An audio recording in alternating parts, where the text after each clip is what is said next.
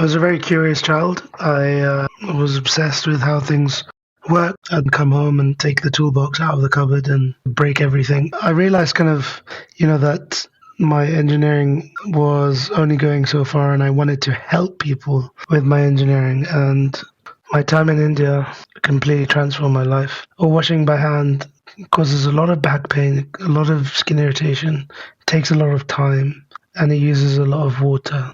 And so we've created this crank handle washing machine that you use your hand to rotate. You're not interacting with detergent or soap.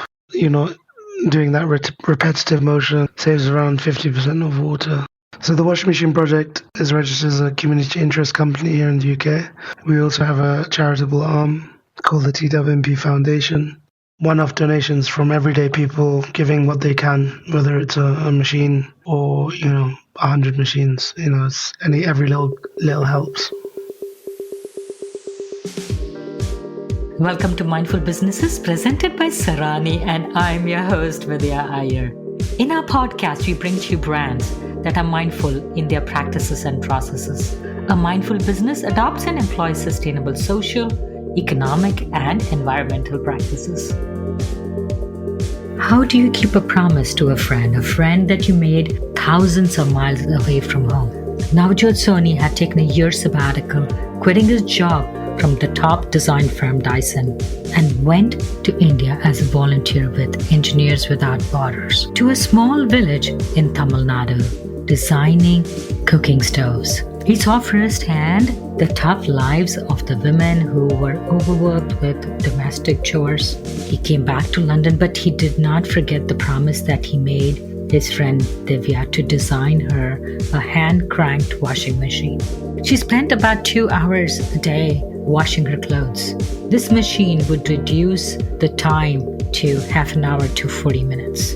He went to the drawing board and sketched out and designed a washing machine that used 50% less water, far less detergent, did not require electricity, basically off the grid, and best of all, it cost only £50. His innovation was soon accepted by Oxfam and other NGOs that now help distribute the machine worldwide. His goal was to reduce the burden of his friend Divya and other women around the world. Raised by strong women, Navjot understood how empowering women can have an impact on their families and the communities that they live in. Navjot Sawhney, founder of the Washing Machine Project. He joins us from London, UK. Welcome, Navjot. Thank you for having me, Vidya. Women worldwide, on an average, spend twice as many hours per day doing unpaid household chores. This is even after many of them work outside the home. The burden of the household chores don't reduce proportionately. This is in societies where the women have a more traditional role, and in other societies where women are considered to be equal bread earners. Yeah, if we just talk about COVID in general, I know that during the last couple of years, domestic violence has been on the rise. It's increased by 50%. If you are a woman going through conflicts or war zone, you are more likely to face discrimination, unpaid labor, a lot of the burdens associated to conflict if you're a woman. We also know that research has found that once you get to that refugee camp and you're going to a latrine, to the bathroom, there's a correlation between the distance between a male latrine and a woman's latrine and gender-based violence, meaning that if your latrine as a woman was placed next to a man's latrine, you're more likely to suffer gender-based violence. So all of these things are compounding inequality that's been observed like no other, and that all leads to things like unpaid labor, and that's the kind of aspect that we're trying to tackle. 70% of the world's population don't have access to an electric washing machine, and this burden of hand washing clothes is disproportionately placed on women. You were born and raised in UK. Yes, I was born in the 90s to a father who was born during the partition, fled with only clothes on his back. My mother was born in Mumbai. They fell in love in London and they had 3 kids. I have 2 older sisters. So yeah, my father died when I was very young and I was surrounded by women my whole life. So I knew the importance of women from a very, very young age. Very strong Punjabi women, I must say. Yeah, my mum is amazing. She's a force of nature and she taught me so much about how the world works, how women run the world and the importance of women in the household. The hand that rocks the cradle rules the world. Exactly. So you are a design engineer by profession. Tell us a little bit about your career. I was a very curious child. I was obsessed with how things worked. My father was an aerospace engineer. He'd take me to air shows and I'd be fascinated with how these big aircrafts would be in the sky. I'd then come home and take the toolbox out of the cupboard and I used to break everything and I used to really make my mum quite angry. And I've always broken everything around me and not been able to put it back together again. But that kind of really spurred my imagination for engineering and the curiosity of how things work. You worked for Dyson and Jaguar, and these are like design powerhouses. Yeah, so I graduated and joined Dyson's graduate program within 2 weeks of graduation and I was there for 3 years. And it was amazing. I learned a lot about design, but I realized that every bit of good engineering that I'm doing is, essentially making a vacuum cleaner for a rich person. And I wanted to help people with my engineering. So I decided to quit my job and go volunteer overseas in Tamil Nadu to make cook stoves. And yeah, I came back. I'm sure we'll talk about what happened in India, but I came back and I joined Jaguar Land Rover.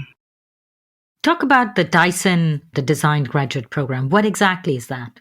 As a graduate, a lot of people are interested in right now is going to a company that nurtures your talent and then moves you to different areas of the business and you take on different projects. It's a 2-year graduate program and you essentially get to work in the kind of heart of this amazing organization, start some really cool projects and get to present your ideas. And within a couple of weeks of joining Dyson, I was working on some really, really cool stuff that, no one has seen the light of day of. And for instance, give us an example of something that you designed there and which hasn't, like you say, seen the light of the day. Yeah, so still under NDA, so I'm not allowed to talk about my time at Dyson, but I was working on vacuum cleaners, I was working on hair dryers and other appliances that are yet to come out. So it was really exciting to be a part of the organization at the time. So how long did you work at Dyson? I was there for 3.5 years. And then you went to India? Correct, yeah, I was in India. I realized that my engineering was only going so far and I wanted to help people with my engineering, and that's why I decided to quit my job and I moved to South India to make cook stoves for an NGO there called Prakti and Engineers Without Borders UK. So I moved to rural Tamil Nadu. How did you decide to do that? What was the trigger? All of us want to have an impact on this planet, want to do good, but to quit a well-paying, very prized job like Dyson and going to India, what happened? What made you do that? I think I've always been wary of time. Maybe it was because of a death so early on in my life, quite a close death. I always knew the value of time and, we don't have very much time on this planet. Every minute is so important. And I wanted to make an impact for as long as I can, And at the time, I really wanted to come back to Dyson. So I was going to spend a year in India and come back. For one reason or another, they didn't have a policy in place to allow people back into the company. And I was devastated. I really didn't want to quit my job because it was security, but it was one of the best decisions I've ever made. So what did your mum have to say about it? She wouldn't have been very pleased, right? Yeah, she hated it. She was not supportive at all. And she's now my biggest supporter and biggest fan. So it's really interesting how things turn around, right? And talk about your time at Jaguar Land Rover, another very cool company in terms of design and innovation. I came back from India and I needed money. It was funny actually, when I was applying for jobs, I was moving out of Dyson no matter what, and I didn't know what I wanted to do next. And I applied for Jaguar Land Rover for a role. They offered me it, but I didn't take it. I decided to go to India. I came back from India and I joined Jaguar Land Rover straight away, and there I received a salary, but I also received the support to pursue my own personal projects. And that was what was really, really great. That Jaguar Land Rover was such a nurturing environment where I could do things like the washing machine project. Yeah, I know big companies like even Google have time off for their employees to pursue their impact projects, innovations projects, anything creative. I'm assuming Jaguar has similar policies in place to nurture their employees. I think loads of companies have CSR initiatives nowadays, right? Where their current employees want to make impact, and now companies are introducing like 2 paid charity days and things like that. So that's an example of how Jaguar Land Rover supports. And how long were you with Jaguar Land Rover? About 4 years. But you never forgot about your time in India? No, not at all. My time in India completely transformed my life. How so? So when I arrived in India, my mum is born in Mumbai. I speak Hindi and Punjabi, and I thought living in Tamil Nadu would be fine. But they speak a different language, they eat different food, and I look totally different to the average Tamil. I felt completely out of my depth, out of my comfort zone. And I wanted to leave straight away, but I realized that there's so much need there. Like the village I was in, I took for granted so many different things, just running water or lighting or, foraging for wood to cook food. These are things that rural people in villages who don't have very much have to experience every day. And I learned so much from my time there.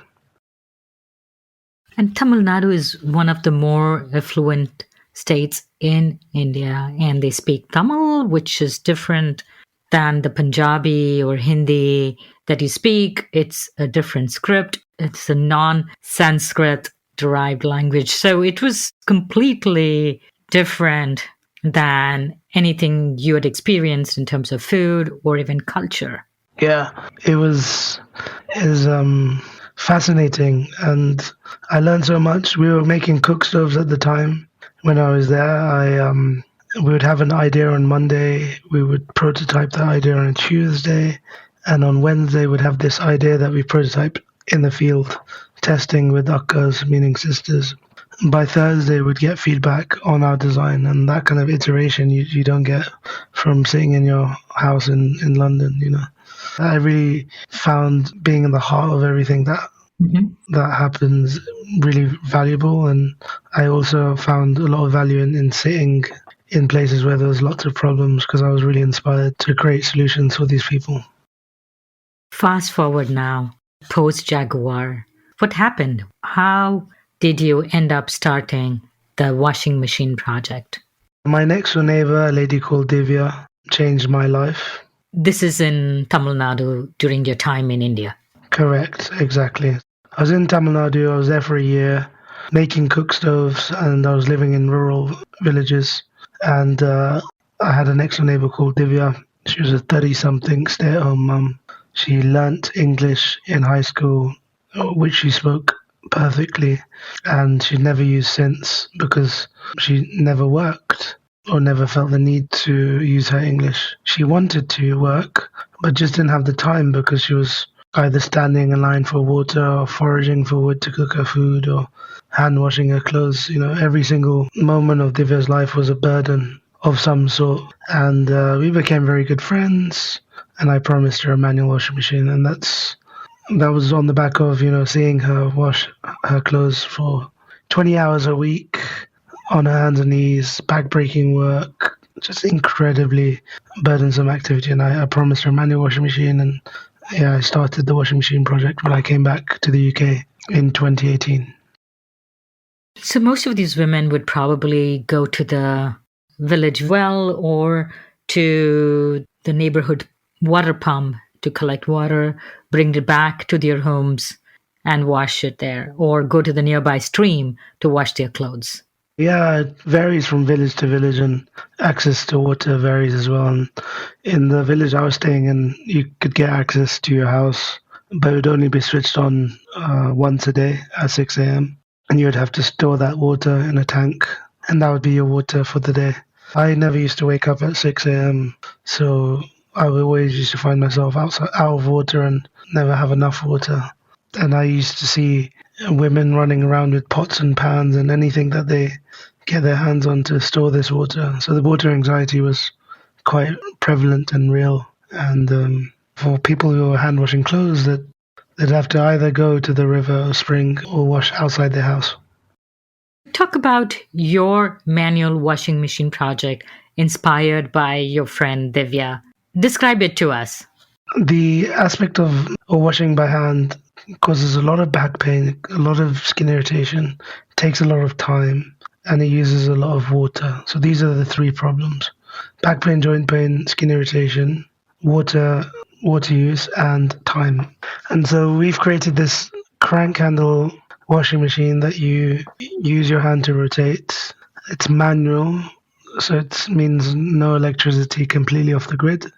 And you sit parallel to it and you rotate the machine. It's a front-loaded washing machine. It looks, feels, sounds like a washing machine. It's got a drum inside a drum, and it's got 5 kg drum capacity. So unlike the Americans who have twin tubs, it's a kind of European water-efficient type washing machine. Mm-hmm. What's also quite interesting is that it's got a spin dry function as well. So it spins, up to 70% of the water out of the clothes. And also it's easily maintainable, so you can take it apart and fix it. And so that's really important for us. And finally, trying to be as affordable as possible. So, our target is to produce this for £50, which is, I think, $75 to $80. Hand crank washing machines existed 60, 80 years ago, right?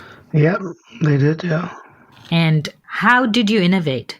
Or how is yours different than the traditional hand cranked washing machines? Yeah, there are many other washing machines out there that are manual and hand cranked, or foot pump, foot pedal and things like that. And they're really cool and they're quite popular as well. But they're really designed and developed and manufactured for richer economies in the US, Canada, the UK, Europe. They're designed for eco-conscious environmentalists who choose to live off the grid. And so we're in a kind of unique position where we're trying to build something that's affordable, specifically designed and developed for larger families in the humanitarian setting. That's the unique element, as well as the washing and drying by hand and it being very affordable. Is there any difference in the design? Yours has a spin function. Are there any changes or any improvements that you've made over the traditional design? Our changes are specifically serving the purpose for our beneficiaries, for the people that use our machine, and technology in the gearbox, for example, and the lifters of the machine. So that's where the unique elements are. How long would a person need to crank this machine? Traditionally, you would hand wash your clothes for up to 2 hours at a time for about 5 kg of clothes. We're saying that you could use around half an hour to 45 minutes of time compared to hand washing clothes. And plus you don't have the harsh chemicals on your hands. Yeah, you're not interacting with detergent or soap. You're not doing that repetitive motion. There's no force being placed on your hands. Is the water consumption a little less in your innovation compared to, say, hand washing? Yeah, it is. So it saves around 50% of water. So from 60 litres all the way to 30 litres. Mm-hmm. So in some places this is not important, but in some it's a matter of life and death. And certainly for the next 50 years on planet Earth, I think water security is going to be really important. The really important feature is that this doesn't need electricity. So in places where, say, it's hard to get electricity. For instance, I think you've supplied the washing machines to refugee camps. Yeah, I've just come back from Lebanon, where I was last week, and the country is going through a water crisis, an energy crisis, a fuel crisis, and electricity is only switched on for a certain number of hours a day, which means even if you have an electric washing machine, you're not going to be able to use it for large parts of your day. Mm-hmm. So in refugee camps, this is even more exasperated because they don't have access to generators or UPS or backup power, and so a lot of these people are left in the dark for large parts of the day, and so that's why it's really important for us really to tackle and pilot refugee camps first. The Washing Machine Project is a non-profit. So the Washing Machine Project is registered as a community interest company here in the UK. We also have a charitable arm called the TWMP Foundation. What is a community interest company? A community interest company, or a CIC as it's called here in the UK, is a for-profit social enterprise, but assets and are locked into the organisation, and also you have to have a social purpose and driven by the mission of the community. And so that's our model.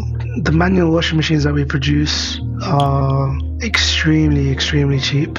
And we know that there's a market for consumers that buy manual washing machines for 5 times the cost that we're making them. So that's not in our interest. We're here to drive down the cost and pass on the benefits to the consumer. That's really why we're focused on delivering the best solution to the people that need them the most.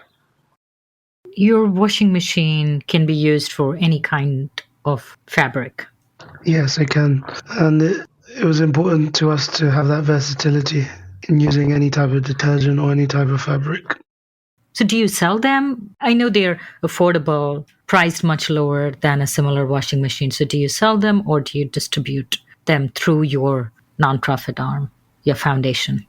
Yeah, we operate through the purchase of the machine by agencies like Oxfam, the United Nations, WaterAid, who buy our machines and then distribute them for free. We have distributed about 150 machines right now, but we've had about 2,000 pre-orders. So we're in this kind of limbo period of post-pilot, pre-scale-up phase, where we're looking for contract manufacturers that could make this for cheap and scalable. Where are the machines manufactured right now? They're manufactured in the UK, in South Wales, in a workshop there. Could it be manufactured closer to your customers? Absolutely. So that's our next ambitions to really, we want to manufacture in India. So that's where we're going to be scaling up our efforts. So that may help you bring the cost down further, do you think? Absolutely, yeah. We're wanting to drive down the production cost by manufacturing locally, by empowering people to manufacture with us. So any good intention is not possible without adequate funding. Where did you get the funding for your project? Were you self-funded? Yeah, in the first 6 months, I was funding the project and research for myself. So I would pay at the back of my pocket money. Then we got some funding from Oxfam, who were kind enough to send us some money to pilot the project in Iraq. And then slowly that's been spiraling and snowballing, and now we've benefited from over 1,500 donations right across the world and large corporate sponsors with the likes of Electric Components or RS Components in the US, and yeah, they've been amazing. People donate to your foundation, and then that helps your CIC? Correct, yeah. And not only corporations, you also take donations from individuals. Correct, yeah. So one-off donations from everyday people giving what they can, whether it's a machine or 100 machines. It's every little helps. You said you were post-launch and in the stage where you're scaling very rapidly, almost tenfold or more. What do you expect the impact of your project to be, say, in 2 or 3 years?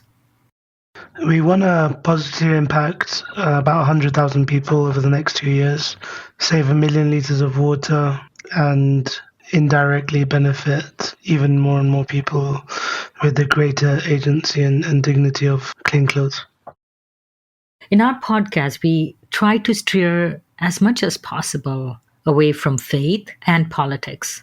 But being a person of Indian origin, I cannot underplay the giving and the generosity of the Sikhs worldwide. The Sikhs in New York, when there was pandemic and people were sick, the Sikhs were out there cooking for thousands of patients, thousands of homeless people. And this is when nobody was willing to leave their house. They were going around distributing. And same, in Bombay when there were floods in the 2000s.